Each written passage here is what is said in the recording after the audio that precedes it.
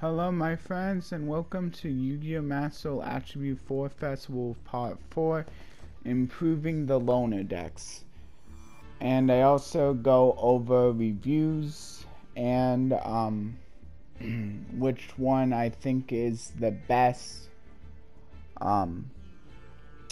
as it is before the changes here. Yeah, I know I didn't really go through the more of I'm doing this a little bit differently than I did last time. I just talked about the changes, but I think this time I wanted to give you full-fledged decks. I didn't craft any of the cards, but I still think that's okay because I can use this sample 5-card draw to at least show you a little bit of how the deck works. I know it's not the best, but I don't really want to craft, and hopefully that's fine for you all. So I'll go over the decks in order. So the first deck is gonna be the Vernasilf deck, or a new spring is here. Okay, so first of all, my overall thoughts on the deck. Yeah, it seems pretty good as it was. I just feel like the biggest problem was you don't always get to 5 with Vera, and I found that kind of annoying because I kind of wanted to get the monster effect. I mean, but there are ways, like that one trap you can banish it from your graveyard during your opponent's turn that you didn't send to the graveyard in order to specify a whole bunch. So once you fill up your graveyard, it's pretty easy to get to 5 with the Vera. At the very least, it's easy to get Vera special summons, so that's pretty nice. But yeah, I think it was overall pretty good. There's a lot of disruptions you can make, which is nice. So yeah, I'm gonna say it's at least deserving of a B+,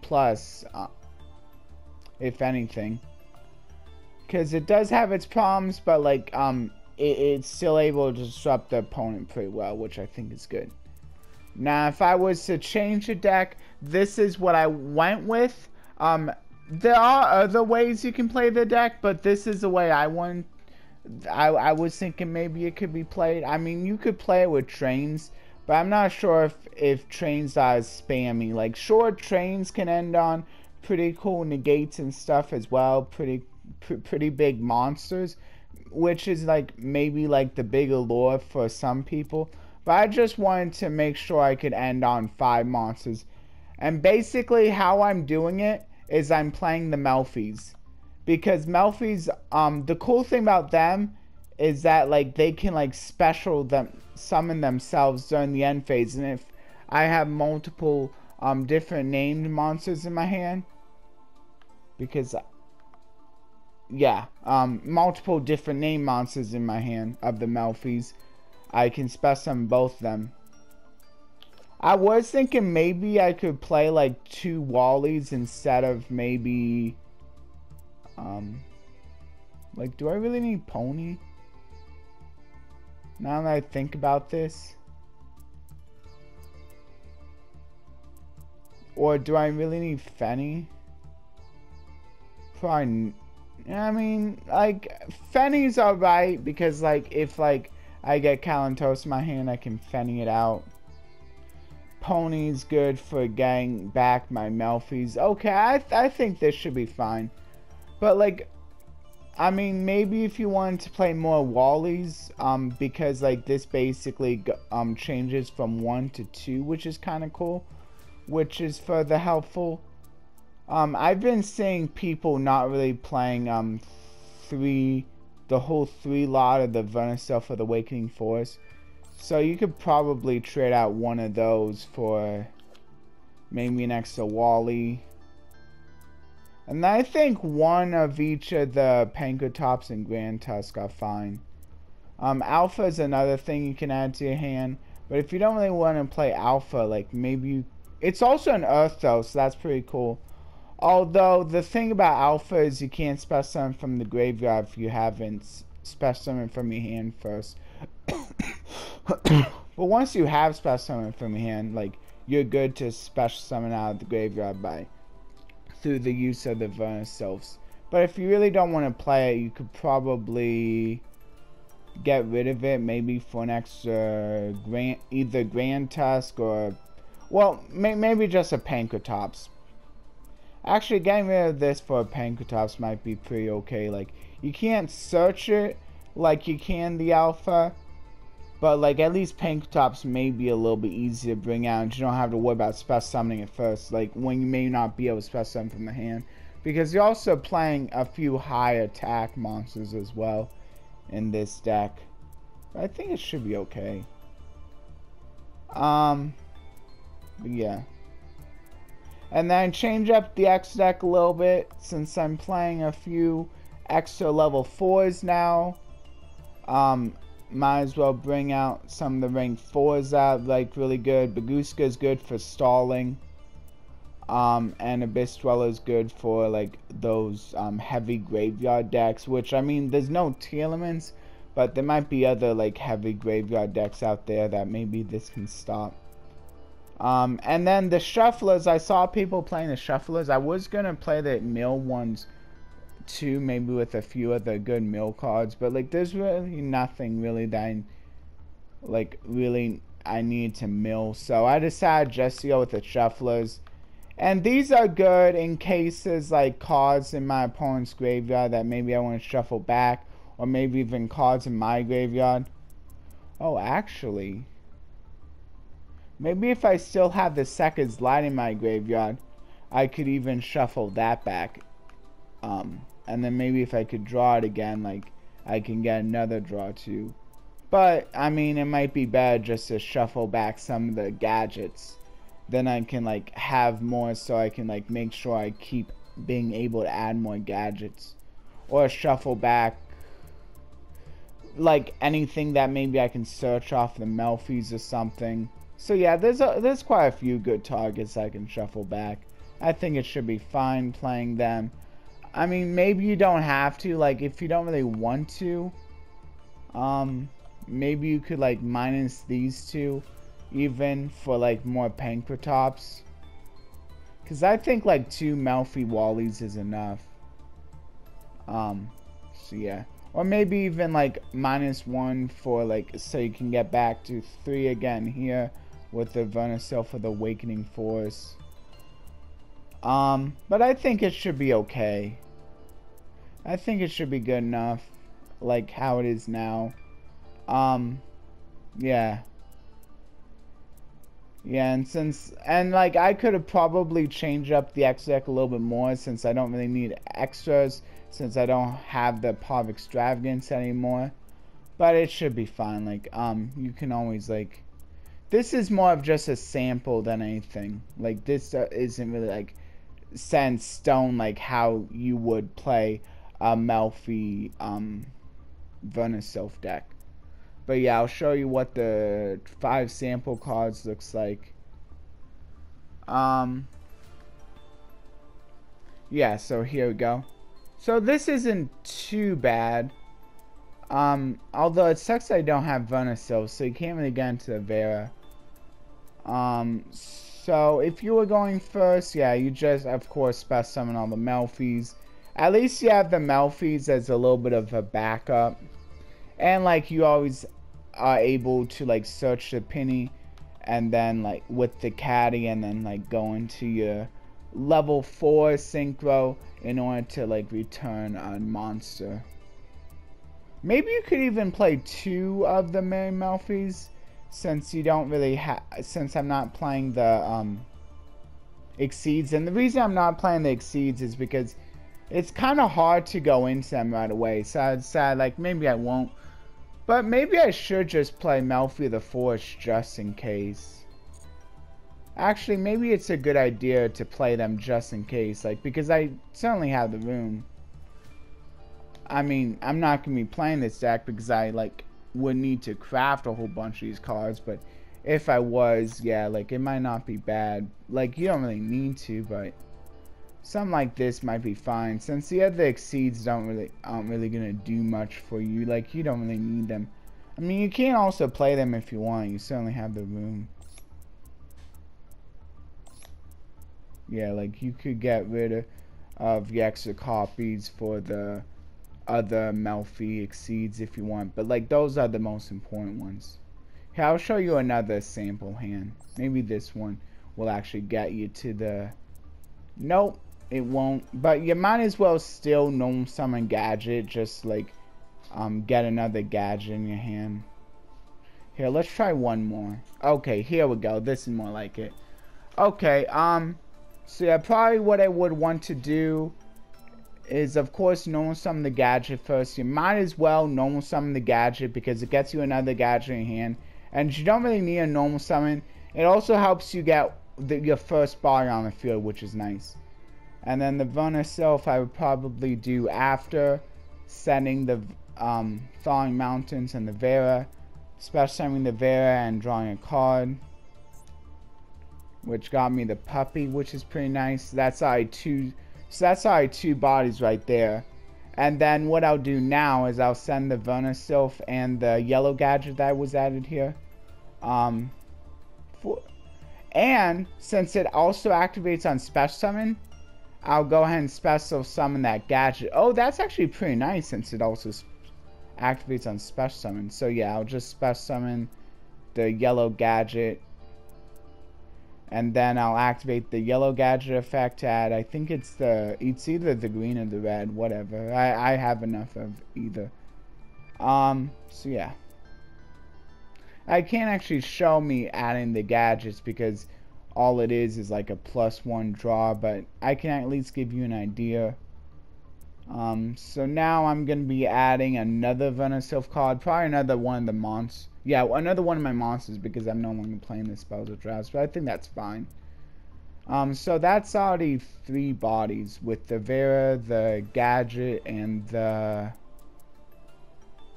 I think it's 3 bodies. Oh yeah, and the other gadget that I know summon. So that's already 3 bodies. And then I have another one, so I get to 4 with whatever Venosylph I add. So that's 4 bodies right there. And then during the end phase, I just special summon the puppy. And that's already 5 bodies, so now I have enough for a negate. Now, it won't always be that easy. But it's certainly nice that, like, there's plenty of ways of being able to get there. Like, this one might be a little bit harder. But again, I'll just normal summon the gadget, get the yellow gadget. And then I can like discard the yellow gadget plus the Venosylph here to get myself another Venosylph card. Unfortunately, if I add the Vera, there's not really going to be a way to search for it. But what I can do instead, yeah, so what I'm going to do is I'll send the yellow in order to be able to special summon it, add another gadget. And then what I can do, add with Venosylph with the Flourishing Hills, is I add the one that sends a monster to a graveyard, because then I can just send the Vera to the graveyard that way, mill it straight from my deck, and I still get the special summon of that. So that would give me red gadget on the field, yellow gadget on the field, and Vera on the field. So that's 3 monsters, and then Caddy and Pony gets me to 5. Woo! So there we go, another time that I got to 5 before it even goes to my opponent, which is actually probably the ideal way to do it, because like to being able to have the negate on right away is pretty nice. Although if I have to get the negate out by like having used Vera's effect, I think that's okay too. Unfortunately, Vera isn't a beast, so like if I special summon the Kalantos off of Vera, it's not going to activate the effect, but I like it because it's pretty useful for getting me to 5. In a case like this, once again, I'd probably just add the... Yeah, and then also the Melfis are all Earth, so like I'll still be able to activate them. All except for maybe the Penny.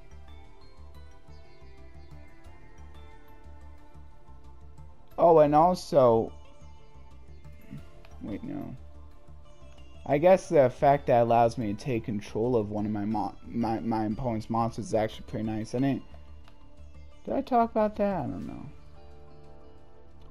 Yeah, this one doesn't stop me. So, like, I think playing the penny is still fine, because I don't think there's anything stopping me from being able to activate non-earth monsters on my opponent's turn.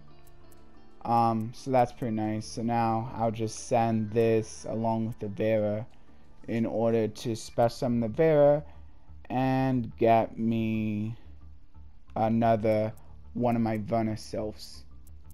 And now I'll probably just, like, go for the one that, like, go for the Flourishing Hills, I think is the one that, like, adds another Vernisylph. So that will be, like, 3 summons. So I can basically get 3 summons here. And then the Melffy Caddy will be the 4th, and then I can summon something off of there. So that's not too bad. Yeah. So that was 3, so a lot of those times. But yeah, of course it doesn't always, like, go into Vernisylphs right away, but the Melffys can at least hold their own a little bit by being able to have the Calantosa line for destroying something, the Mary Malphys line for returning something to the hand. Really not the Malphite the Forest line, because, like, I'm not really focused on that, but, like, still, like, returning and destroying something is still pretty nice. And then also, if I get Max E, that's pretty good for, like, not only as discard fodder, but also, like, maybe, like, to basically skip my opponent's turn or draw me a lot of cards. Okay, so there's the first deck. Yeah, this might be a little bit, but I'll try to get through these. The next one is going to be the Infernoids. This one, I kind of had fun with here. I decided I think the best way to do this is just to turn to a 60-card deck. And also another thing that I did was I took out a lot of the Infernoids that don't have a graveyard special summon.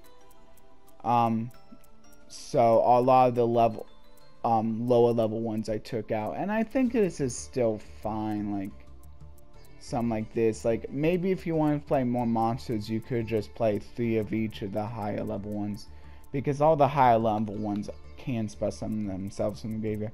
I think that's the right way to play it. Like, someone can correct me if I'm wrong on, like, the hand ones, like, actually being good. Also, another thing that I'm doing is I'm playing like 3 monster gates. At first I thought, like, this wouldn't be really that good, but I mean, as long as you get a monster on the field, I don't think it's gonna be too hard to get a monster on the field.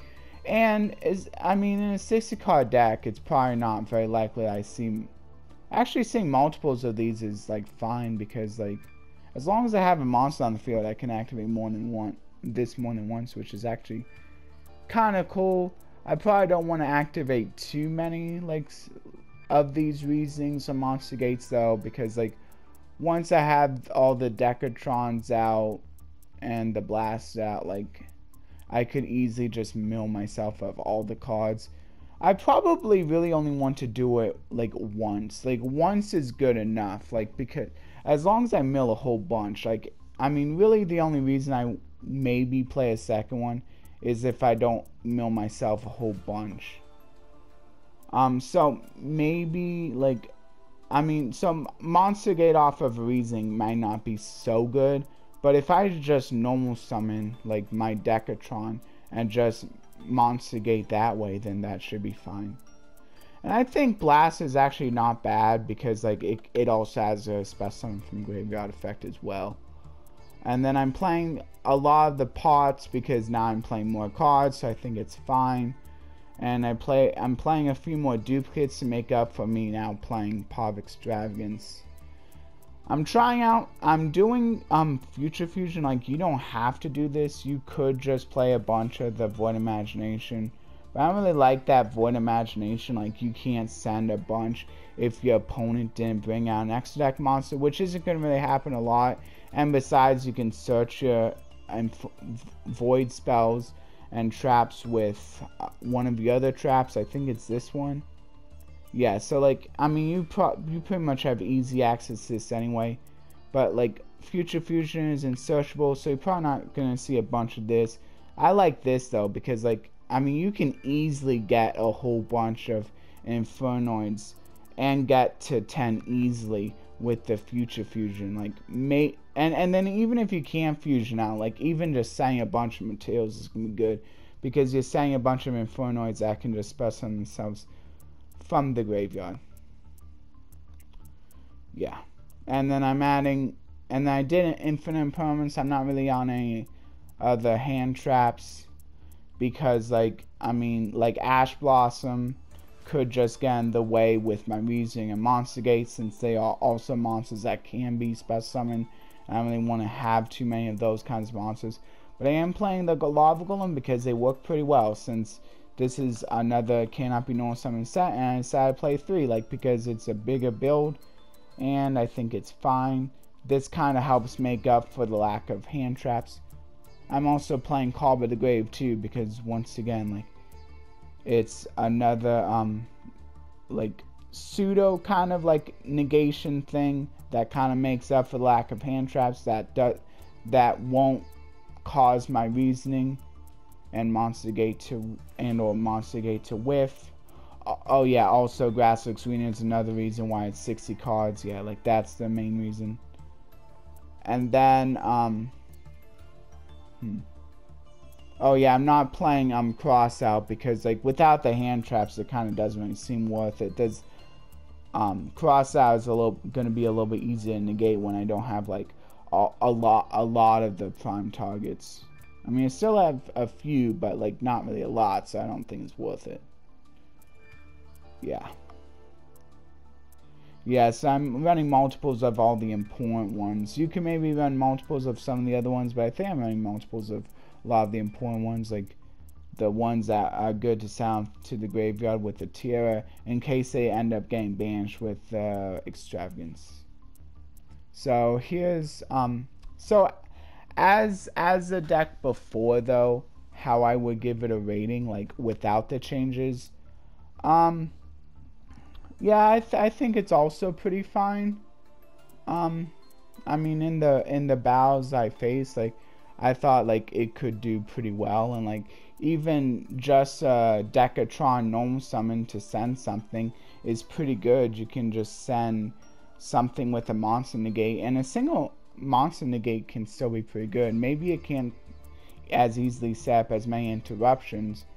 But, like, sometimes a monster negate or a monster negate is simply enough. Like negating the first monster, not only that but also banishing it can simply be good enough. I don't know, maybe it's not as strong as the Venusilph, but like it's still pretty good. So I think like I'll give it maybe like more of a C. I'll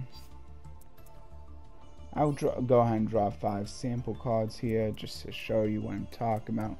So yeah, probably what I would do is I would do Power of Extravagance because I think Desire is a little bit more risky. So let's see. So cool, I drew Decatron and Piety. So probably what I would do is I would Gnome Summon Decatron, sending one of my, probably send my monster negate. I mean this one is may still somewhat be kind of hard to like really get a bunch of negates, but like again, like I end on a monster negates, that's pretty good. I can't activate these because the restriction that Extravagance does allow me to draw in more cards, but that's fine. And then I'll just activate Future Fusion. Can't really do Blast It though because actually I do have 2 fires now, but is it worth it? I don't know.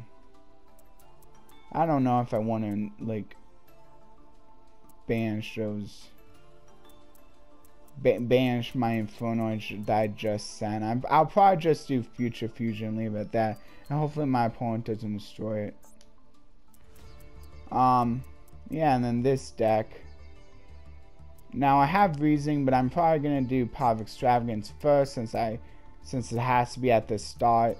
So I'll just do the Reasoning now, and you can see how many cards I mill. Okay, it's not a ton, so I'd probably just afterward just do Monster Negate to get a few more mills. So like in a case like this is what I'm saying, like it might be worth like doing it again So like that's a little bit more, so that's a little bit better. Like you can just ignore the infinite impermanence. I can't take it back, unfortunately. So I probably wouldn't want to do it again. But yeah, I have a few more.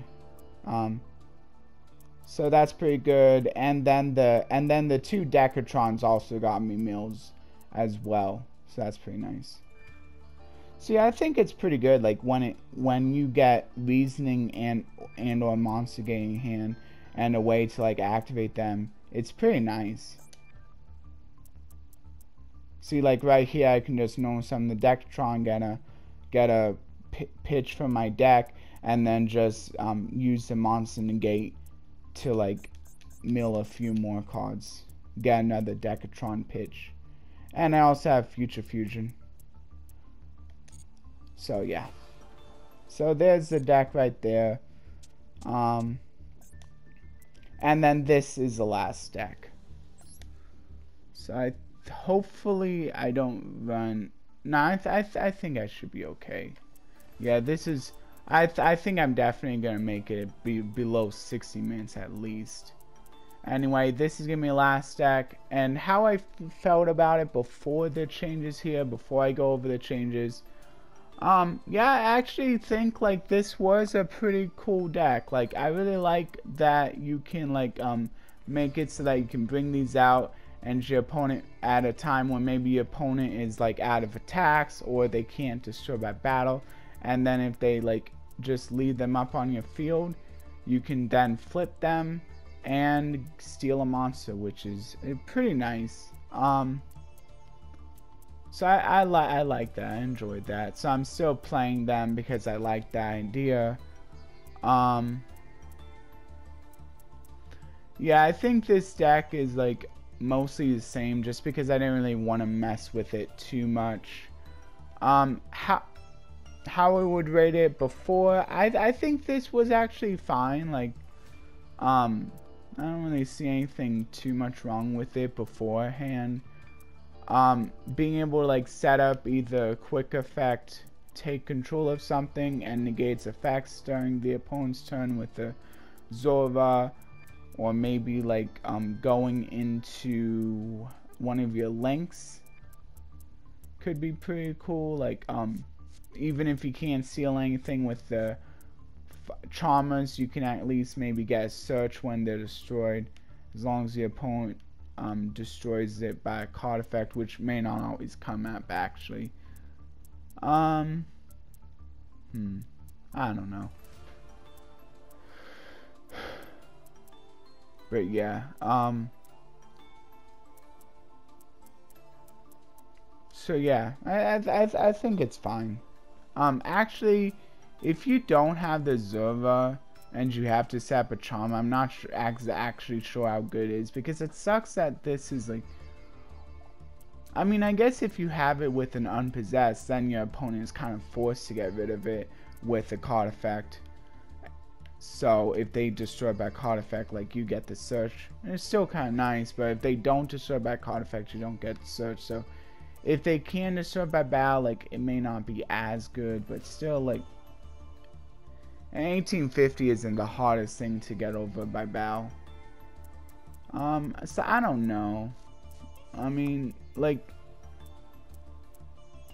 so like if you really had to go into a link play on your first turn, I don't know, maybe it's not that great.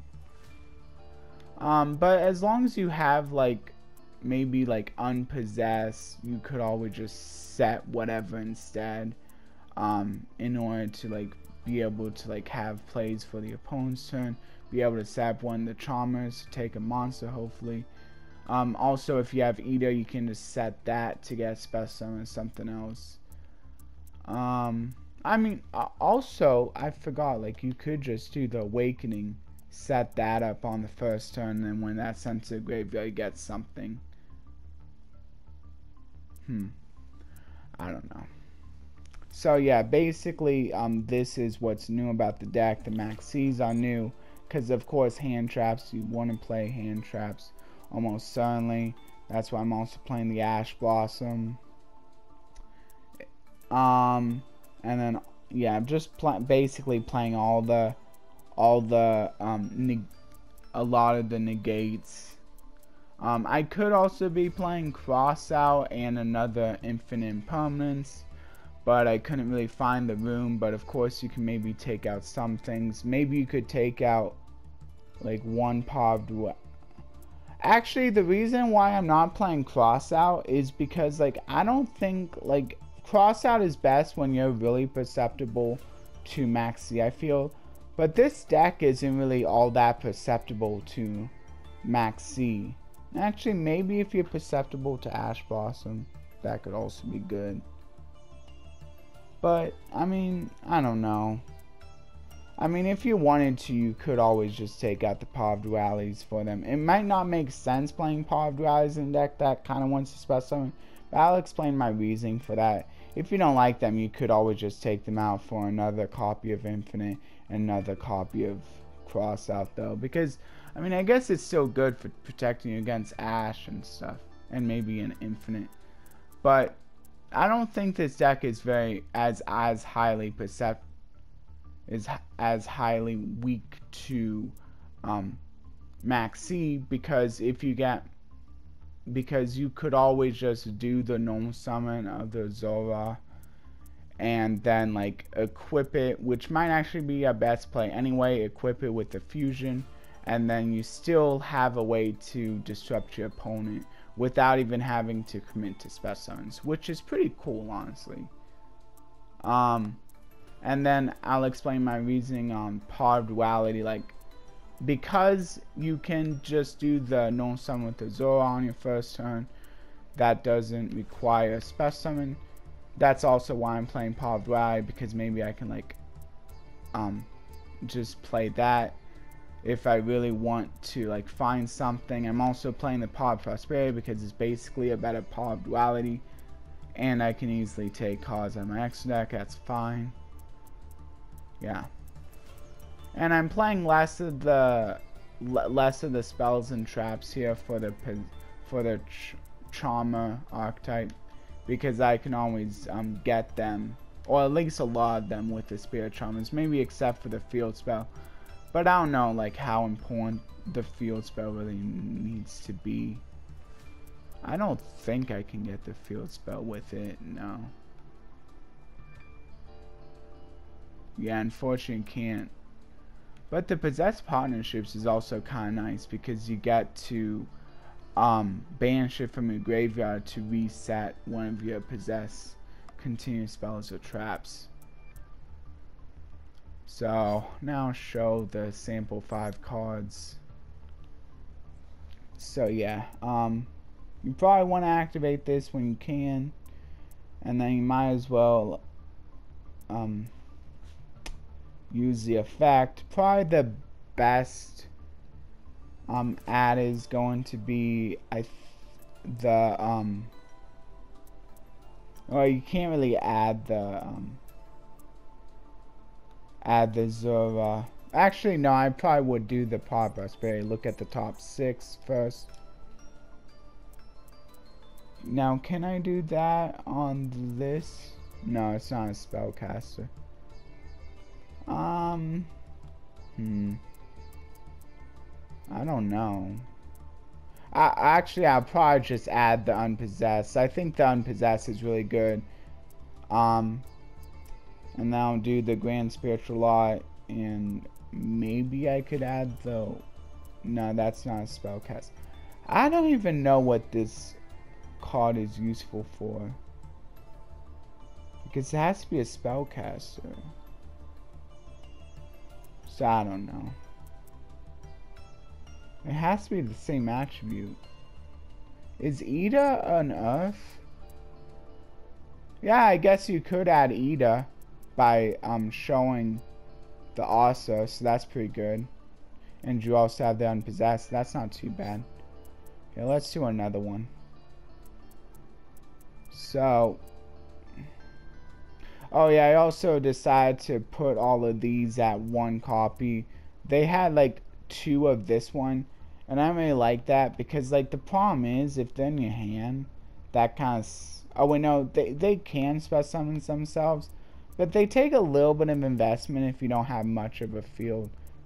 I mean, yeah, so like, I mean, if you don't have the 2 bars and you can't put the 2 bars on field, like, you're not really going to be able to spec on them. So I figure, like, putting them all at 1 is fine, especially since they can spec on themselves from the deck. Okay, I'm going to do it one more time. This is pretty good. I mean, this is pretty straightforward. Set the Asa, set the Unpossessed, and set the Call by the Grave. And then the Asa can't be destroyed by battle because of Unpossessed. And maybe if they're playing an Earth deck, I can take control of something. Otherwise, oh well. Okay, so this is pretty good. I got the Max C and the Ash Blossom as Disruption.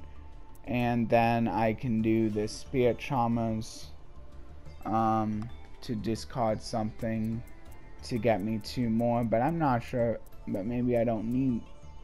Actually, no, it's probably worth it. Because that gets me the Unpossessed. Yeah, like, if you don't already have Unpossessed in your hand, I think it's always worth trying to get Unpossessed as soon as you can. And maybe the other cards you would want to get is Possessed Partnerships, maybe? I don't even know. Yeah, that might be the other card you want to get if you already have like a monster to summon. So anyway, those are the deck upgrades I was thinking of. Oh yeah, I didn't go through the I forgot to go through the X deck. So for the X deck, I put in a few rank 4s because, like, I mean, because now, like, if I get up to level 4s, like, and I don't want to bring out one of my links because it's the first turn and they're not as good on the first turn, I can instead bring out one of my rank 4s because Baguska may be a little bit better for stalling, and then Abyss Dweller. I mean, I also have this, but I'm not sure if this is like very good on the very first turn either. But yeah, I got more rank 4s now. I think that's pretty much it.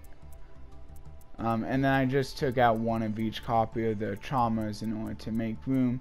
Oh yeah, I also have the Geonator and the Appaloosa. The Geonator is good because, like, after I use up the monster that I took control of, I can, like, always just give them the trauma that I flipped up, as long as it's pointing. So maybe I want to be careful of, like, where I put the trauma, like, so I can, like, actually change control, because that's only going to be 500 attack, and whatever I take from them is probably going to be a lot better.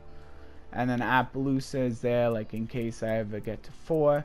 It's there, like, just in case, like, in case I get to 4 materials, and I can go into a 4 negate Appaloosa. Like, even, like, a 3 negate Appaloosa could be pretty good, though, I suppose.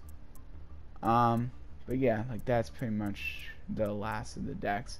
So you can let me know what you think of this video here. You can let me know if you don't mind, like, how I went about, like, showing off the upgrades, like doing the 5-card draw. But yeah, anyway, thank you everyone who stayed for any or multiple of these showing off the deck upgrades, going over my final thoughts and grades on them. Oh yeah, I think the strongest deck of the 3, I don't know, I think they're all pretty cool in their own ways, but I guess if I'm going for strongest, it's probably gonna be the Verna Sylph, just because I think that can put out the most interruptions in general. And, like, usually in this game, interruptions are king. So I'm going with Verna Sylph without the changes. I guess my favorite deck with the changes I came up with, if you want to hear about, that, I don't know, I guess the Infernoids seem kind of fun, like having, like, even more mills, like being able to mill a lot more at the time, I think. like that's always pretty fun, just being able to mill a whole bunch of cards. Kind of like ups the random factor too. But if I'm going for which I think I like the most, like I think it's still gonna be the Verna Sylph. Just because, I mean, I don't know, like, I mean, being able to put out 5 cards, like being able to have quite a few interruptions, and being able to get to Vera's negate is pretty nice. And I guess also because I actually understand one of the archetypes I was working with, the Melfies. I already like played that a little bit, so maybe there's a little bit of bias there as well. So yeah, anyway, please like, share, and subscribe, and consider ringing that notification bell for either all of my content or a select number like of the content that you like the most, by either setting it to personalize for the latter or all for the former. I'll be putting the verse in the description, maybe not right away, but eventually, as well as the Bible verse discussion in a pinned content within the next few days as well, and also have the gratitude notes in the description within those next few days. Okay, so that's gonna do it. Okay, so bye everyone.